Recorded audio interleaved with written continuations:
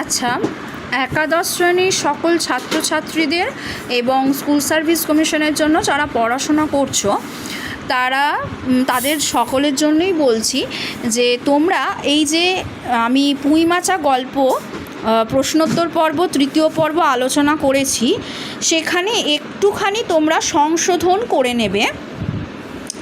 দেখো যে স্লাইডটায় আমি পড়িয়েছি যে বেড়ার ধারে মেদি ফুলের গুচ্ছগুলোর রং কী ছিল। বেড়ার ধারে 13 নম্বর প্রশ্ন প্রত্যেকে দেখবে। বেড়ার ধারে মেদি ফুলের গুচ্ছগুলোর রং কী ছিল? উত্তর হবে নীল রং। হ্যাঁ, এখানে দেখবে আমি ছবি রেখেছিলাম সাদা মেদি ফুল। সাদা মেদি ফুলও কিন্তু হয়, এই যে, আর ওখানে কিন্তু গল্পে আছে নীল মেদি ফুলের কথা। হ্যাঁ, তাই ওখানে আমি যে তোমাদের পড়িয়েছি ওই ক্লাসটায় দেখবে ওখানে সাদা রংটা দেওয়া আছে, ওটা ভুল।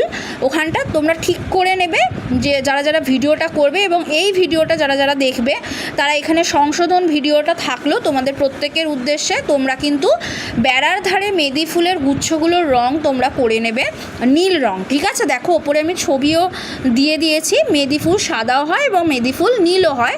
গল্পে আছে নীল রঙের, তো নীল মেদি ফুল হবে, উত্তর হবে নীল রং। ঠিক আছে, প্রত্যেকে তোমরা কিন্তু ঠিক করে নেবে।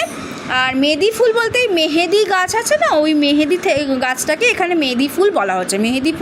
মেহেদি ফুলটাই মেদি ফুল। ঠিক আছে, তো মেদি ফুলের রং হবে নীল রং। ঠিক করে নিও, ছবিটাও দেখে নিও, চিনতে পারবে আশা করি। এই গেল সংশোধনের আজকের